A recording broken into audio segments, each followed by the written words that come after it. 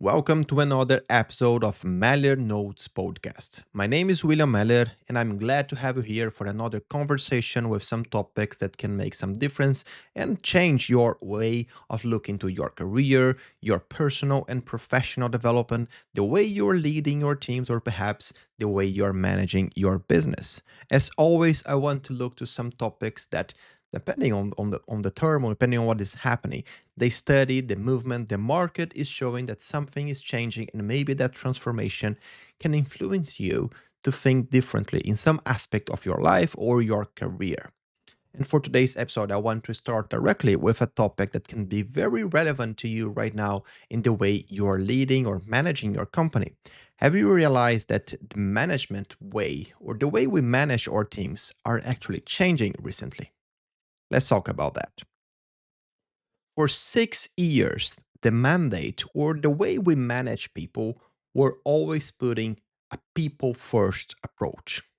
But the pendulum on management, the way that we normally decide what is most important in terms of priorities, in terms of agenda, it's again changing. And we see that coming from many different research and studies. I will start to give you some perspective on what happened recently. If you remember, during pandemic times, the limits between work and life changed a lot, or in this case, it was reduced. The limits between what was the work life and the personal life were so close with people working from home that, of course, all the leadership style, the management way of preparing, organizing, setting priorities for what is most important in the company were putting people in the first or putting people in the center of the decisions because it was a very critical moment for the organizations to not lose their talents. And here I'm not talking about something, from a child story just trying to make it beautiful. It was a business decision. It was quite strategic for many companies that they put that priority, otherwise their talents will just move to another companies because during pandemic times, again, if you remember and reflect on the technology market, for examples, roles were opening and the teams were growing everywhere. It was a lot of opportunities for people to move here and there and find better salaries, better opportunities because the companies were increasing their business, especially in the technology industry here. And of course, it created a need for the CEOs to prioritize in their agenda to put engagement and retention in the first place. And according to a recent research published now in July 2026 from Harvard Business Review, we see that this is changing right now globally. Why? Basically, Harvard Business Review and connected with a research from Gartner, they asked more than 3,000 managers and employees in the end of 2025 and beginning of 2026 many questions really in relation to what was being more important or the most prioritized things in their leadership pipeline. And what they see, some data that I want to bring to start our discussion here is two-thirds of managers today see that their main job it's managing people, is leading the team, the people side of it. Basically, 62% feel they must protect their team and the people working with them. 45% admit that they make decisions that favor the employee and can even hurt the business. What it means? Well, basically, those managers were saying that they were taking some decisions in favor of the people, in favor of the team, even though that could be dangerous to the business itself, to the product, to the business line or business area. So basically, that was a very clear message that overall, globally, managers and leaders were prioritizing the well being of the people. And again, I'm not trying to tell you a story here that makes something be a bit of like magic in the companies. They are just being nice. It's not about that. It's again back to what was the most important thing in the time that we are living. But right now, things are of course a little bit different again. And if you look to what we've been even discussing in this podcast and the videos I created recently, we are in a different moment in the job market overall. We have people that are actually hugging their jobs because they are afraid what is happening. We have layoffs, some of them with the narrative of AI replacing people and areas. We have also layoffs related to change in the priorities for the companies. We have companies in many industries that are not going so well, and whole industries that are being challenged by the moment we live. And of course, overall, the big picture in the world is also a bit chaotic. We have wars, we have conflicts, and things are showing that it's not a good moment overall. We don't see that many opportunities to change to a better job. And basically, what we see as a result for that, and what the research, what the study is showing, is that performance and productivity are back on top, above engagement and retention. So, in a summary from the research and from the study, what we see is basically people first is not going to be, or is not being already, the most important thing, and performance, it's coming back as the most important thing to make decisions and to look to how the agenda of the leadership will be prioritized in the coming times, or at least the times we are living right now. The turn, or the understanding we must have here, is that maybe you were expecting this to be a bit cruel, right? Okay, maybe you think like, okay, performance first sounds like a version of management where the team will suffer and the companies will start looking only to the numbers. But the opposite, according to the study as well, according to data, the opposite is happening. Managers who move to performance first are up to 20% more, they are more 20% more likely to deliver the result the organization expects. So basically, taking only the management perspective, or the manager perspective, those who are putting performance first for the teams, they are delivering more results. Okay? But back to the concern, like what it means to the team, what it means to the people working with them. Well, the employees are reporting more satisfaction and not less. Yes, and this is also according to data, also according to thousands of interviews around the world in many different kind of industries. Why? Basically, only about half of employees say that their managers are effective in the basics of what they do. Half of employees. What it means, like, half of managers are good on clear feedbacks. Half of them are good on connecting strategy to what must be done. Half of them are good on translating senior leadership needs into a team breakdown of work on what must be done, which means that they were not doing the basics of what is expected from a manager. And if we connect that data from that research, from those interviews, with the overall perspective on what is happening in the market, we see that many middle management positions are being cut at right now. And who are the managers who are surviving? Who are those? Basically, the managers who understood how to do those basics and also deliver results with that. We are not saying, and the research is not saying that as well, that managers who put the numbers above the people who are working with them are just better for no reason. What we see is like the balance here being very, very important. If you are a manager right now, for example, being liked by everyone around you stopped being the best measure to decide if you are a good manager or not. And unfortunately, of course, this discussion can take many directions. I don't want to take the direction on discussing what it means to be a good person, because it doesn't matter if you are a manager or not. Being a nice person to work with are also the basics, right? So I don't want to take that approach on just being a nice person at work are also something that you do no matter if you're a manager or not.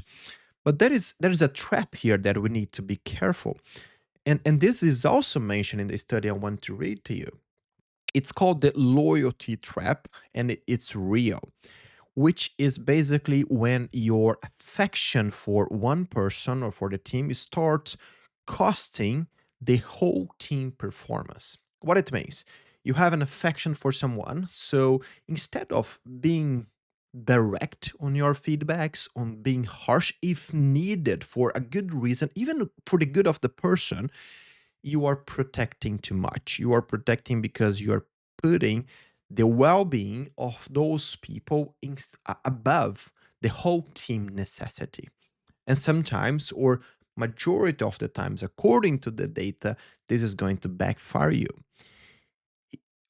The employees reported a better satisfaction for managers who do the basics. They also mentioned that they prefer to get the clear feedbacks, the strong feedbacks, the feedback they're even saying that they are doing something wrong. They prefer that instead of having a manager that is protecting the team and protecting them at no cost. I mean, without even considering and being back to what I said on being a good manager, being a good person. They are so concerned on being liked, they are not even saying the very small things that must be said when something's wrong, when something should be stopped.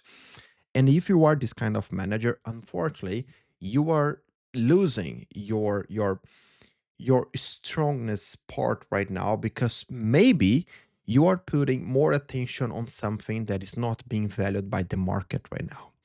And here I will repeat for the second or for the third time again, this is not about being a jerk at your job. It's not about putting the numbers above everything else. It's not about being harsh on people for no reason.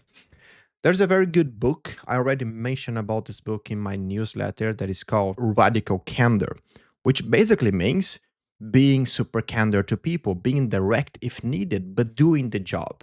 And this is also your responsibility as a manager. So, of course, the study is not just giving the problem, they are giving some suggestion on how to improve that. And they suggest that with 5 fundamentals. Basically, it's critical for a manager to be good on translate the what into the how. It's crucial to know how to measure results and not the effort. Design a good workflow so people understand how and what is broken, what should change, what is not working in the team, and being able to fix that. Of course, integrate AI with responsibility, and finally, connect each person's strength to the team result. Not Notice that if you look to this list suggested by the study, there is something that is not in the list. None of those items are mentioned about being harder on people. So moving from people first to performer first has nothing to do with that, as I just said. What it basically means is that the pendulum from a management perspective is changing again, and you should be prepared for that. If you are a manager, you should understand those 5 fundamentals mentioned by the study, but also what it means, what are the roots of what it means to be a good manager. Not only a good colleague, not only a nice guy, but a good manager, the one who does what needs to be done. And of course, empathy, it was never the problem here. The problem is it's about when you have empathy without execution. When you have empathy just for the sake of being empathetic with your team, you need to have a good balance on what the business needs, what the market needs, what your company needs right now, your business area, and if your team, and to know how to balance that with what specific people in your team need at different moments. Great. If you understand that, then we are more than ready to move to the next topic. And it's about, again, the management work change that we see happening in the market. And this one can affect you no matter if you are in a management position or not. Your manager has no time left to develop you. And it is not carelessness. It's just because in the past, you were supposed to have 6, maybe 7 people working to them. And now they have 12, 15, or maybe more. Yes, we have been or walking through many years of cutting middle management layers. At least for the last 3 years, we've seen many different movements in different industries and companies where middle managers are seeing a big transformation in their work, and a lot of layoffs are connected to this kind of position. And of course, the survivors, the ones who stay in the company, they now have much bigger teams. The logic here is quite simple. We have AI doing a lot of things, supporting with schedules, summarizing reviews, even tracking deadlines, tracking some of the projects being executed. And it was an obvious movement that the managers starting to have more and more responsibilities with that. And the ones who are surviving are exactly the ones who know how to balance the AI possibilities that are coming, what can be automated, what can be transformed, and what is the core of being a good manager, a good leader that must be kept, and they should do it even better. According to a research from Fortune, now from the beginning of 2026, the average American manager today has at least 12 direct reports. And that number almost double since they start measuring that. And it's based on the Bureau of Labor statistic data. So it's a big change on how much people in average and a manager is going to have reporting to them. And if you see some of those big tech companies, for example, at Meta, the average number of employees per manager is around 50. So it's a lot of people. That is about twice what it was on seeing as the limit of a good working structure. But of course, we see some problems coming of that. According to a research from Gartner, 75% of HR leaders see that managers are already overloaded.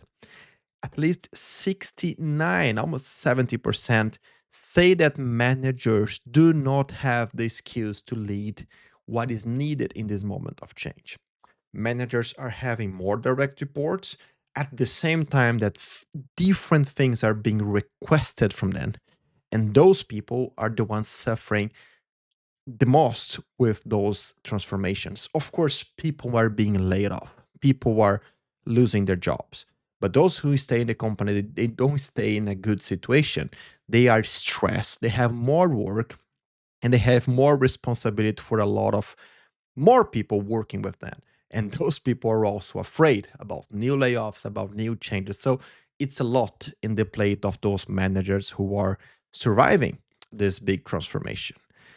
And actually, the companies are admitting it. One in three HR leaders say that AI, restructure, and all those layoffs is taking away institutional knowledge and doing a lot of transformation the way work without any kind of preparation. So companies admit that things are moving too fast. The market it's already reacting, but we don't see something actually be taking in terms of r- reaction to go over or go against the transformation, because this is just what happened. It happened when we start working with electricity. It happens on the industrial revolution. It happens in every kind of technology adoption. And now with AI, of course, we are going to walk into a very strong storming cycle before we understand how to work better with that. But I want to actually call attention for something very strong here on AI adoption and leadership stress. Basically, the story here is not about headcount. It is about actually which part of the work the machine, the technology is taking. We have interesting research from MIT from a guy called Neil Thompson with an economist called David Alper, and they tested 40 different AI models across thousands of real work tasks. And what they see or they classify is basically tasks that are being automated that are more like administrative or side or things that run on the side of your expected things to do, and tasks that are the core of the business being replaced by AI. So, of course, if you replace the administrative task, in theory, you should give more time to the expert, to the people, to work on the core of the business. And since they are working more on the core of the business, they are producing more. They don't need to spend time with the administrative tasks, and therefore the pay tend to rise.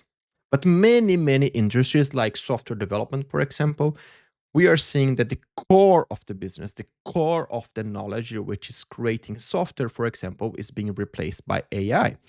So the question is never, is AI coming to your job? The question is, which part of your job is at risk to be replaced right now? Is it the administrative tasks, something that maybe you should be taking the lead to automate to make it faster? Or is it the core of what you do? And therefore, you should be thinking how you can be, or you can change, how you can be different in terms of this big transformation. Because this is not waiting, this is already happening. And if you look if you connect all the topics together, the manager with more people to work with, the bigger teams, and this big transformation in terms of AI, a boss with 12 people or more, they are not going to have the same time they had before to develop you. And if you are not in a management position, this is exactly the time where you should not be waiting, not be like expecting someone to tell you what you should do. Your manager is not going to have time anymore, as you see, according to the research, to give you mentoring, to give this strong connection and advice. And therefore, you have a strong responsibility again for your career, which was always yours, right?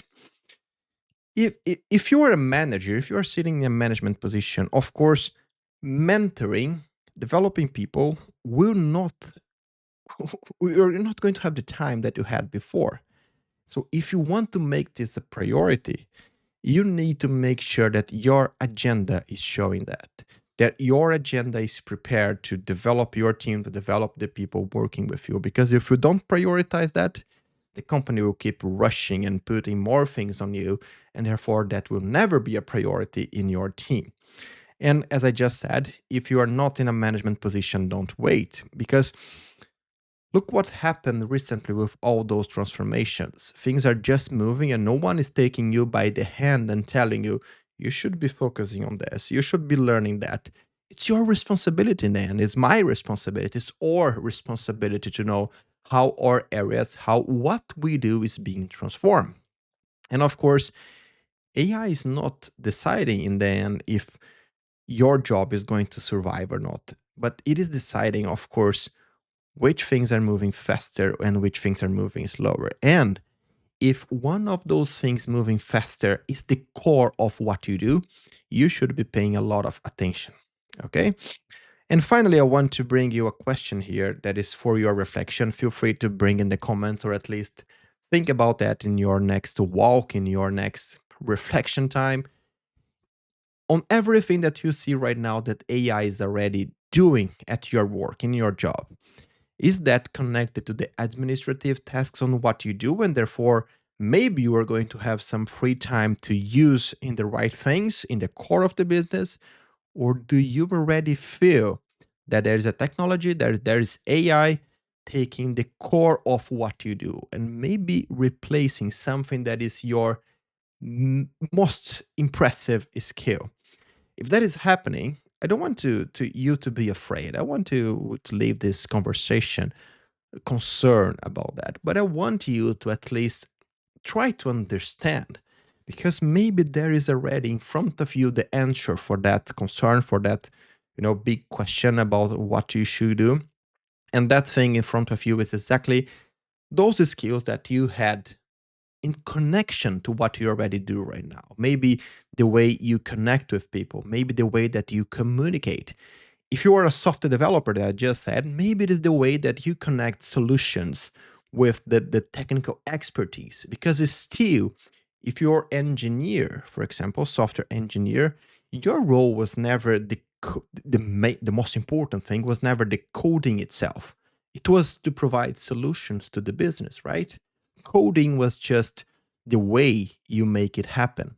If coding is faster and you feel that this is the core of what you do, maybe you can even reflect that you are just being reshaped, and your main skill now is not to put all your effort on coding. Maybe coding is now solved, but maybe the engineering, the solution to transform ideas, the right ones, into solutions are even more important to get your input, your insight, and it's your responsibility, the core of what you do. Great. And with that, I think we're ready to move to the next topic, right? Because we just mentioned about AI. And if you remember, I mentioned about checking what AI is doing many times here, right? I mentioned about managers who use technology and they need to check if that is coming correctly. If you're a software developer, if you're building software, of course, you need to check if AI is solving the things in the right way. And that is actually becoming a problem. Let's talk about that now.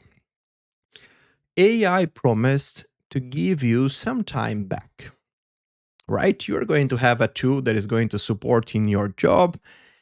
And maybe you now are going to have some free time to focus on other things because AI is going to automate the boring part. That is not what's happening. Actually, AI seems to be creating some new job to you that is just checking if what AI did is right. Yes, everyone looked at the productivity gain coming with AI and everything that could be improved with that. But what we see and what the research is showing, a new research from Sage research company with IDC from July 2026 is showing something quite interesting. How much that gain is actually costing us. People use AI on some many different things, even to the most basic ones like writing and replying emails, and to the most complex ones, of course, like coding and building software. But they always need to check that. And they spend a lot of time checking if what AI built was correct. This verification work now has a name coming from this research. Sage is calling it the AI verification tax. According to the research, many teams spend close to 13 hours per week rebuilding, validating, checking, just defending the AI outputs to see if that is, you know, it stays relevant, if it is actually connected to what was the problem, if what AI built was right. For many companies, it's even worse. Like in the United States, 49% of the teams are spending around 15 hours per week. 15 hours per week just verifying AI results. And around 20% are spending 30 hours or more. It's a lot, right? It's a lot. It's many, many days just checking if the results are right. Of course, the technology is also quite new. It's expected, it's normal that right now we check much more, we build guardrails, we learn with that, and in the future, probably this is not going to keep increasing in the same force as we see right now. The line will not stay like that sharp. There will be a moment where we see a plateau here, and we are going to trust more on what we do, what we build. And of course, as I mentioned, build the right guardrails to make sure that we are building the right things with AI. But I want to focus on the problem that we have right now. Because now we think that this is just a normal work problem, right? Maybe it's data quality, maybe it's something that you just wait for the next tool, for the next AI model, and things will be improved. But according to another research connected from that is coming from Berkeley University and with in partnership with Harvard Business Review, what they are saying is basically that AI is not reducing the work right now. It is actually intensifying it. That is the word they use there. They did a big study with around 8 months following a technology company with around 200 people. And they run, of course, many, many different interviews with those people working there. And no one in this company were forced to use AI. They just left the things move as they should without any kind of influence or bias from the researchers. And what they see basically is that AI is not reducing the work, is really intensifying it. But why? Basically, they found three things that is making AI actually intensify or increase the work we have to do. First, the task expands a little bit. You're going to reply an email, maybe your normal reply will take 1 minute. Now we use AI to check more information to make sure that it's a very strong email that you're going to reply, and the task just expanded. Second, the line between work and all the rest blurs because you're using AI for everything. And there's a moment that you are not connecting anymore why you're using AI at work, why you're using AI at home, how you're using that over your day. The horizon here is just blur a bit between what is work and what is not work in terms of using AI. And finally, the number three, multitasking is growing very, very in a very intensified moment right now. Why? Basically, people are using AI here, have another window here. They use like a tool just for, or a skill just for some specific things. They are always doing many things in parallel just to see how they find the best way to solve a problem using AI. So multitasking is in the top level in many, many different industries right now. And of course, nobody asked for this. People don't want to intensify or to increase their jobs just for no reason. But AI is doing that to feel possible somehow because you have the opportunity and it's like a snowball. I mean, AI is going to speed up many tasks, so it raised the expectation that you're going to use that for many different kind of things, right? And of course, then you start using that, you see that the quality is super good, you increase your dependency, and then there is a moment that you don't see why not use AI to everything, and it is like snowball. The same that is happening to you is happening to your colleague, and all our teams are doing basically the same. Everyone is just using AI for very simple things to the complex things to everything, just because it's easy to use. You don't see a barrier on what not using that. And then one engineer in the study say it in a very interesting way that I think summarized the problem. He thought that he would work less because of AI. I mean, replace some parts of the job with good tools, good AI automations. But what he is actually seeing is that he is working the same or even more. It's interesting because in the research they also mention what is changing this in the perspective of the behavior. The value of the work or the value for the behaviors is moving from the expertise, the technical expertise, for what you do with that. So it's basically more than just knowing the math, but knowing why you need that math or what to do with that math. It's it's also knowing how to judge the result that is coming from that technical expertise that you have. I will give it again the example of the software developer. The software development part, the coding itself, is now being solved by AI. But the expertise to judge what kind of technology, what kind of method, what to do with that, how to connect that with the business, how to translate a business requirement with a technical feature and judge if that feature is a good one or not, those things are being even more relevant right now.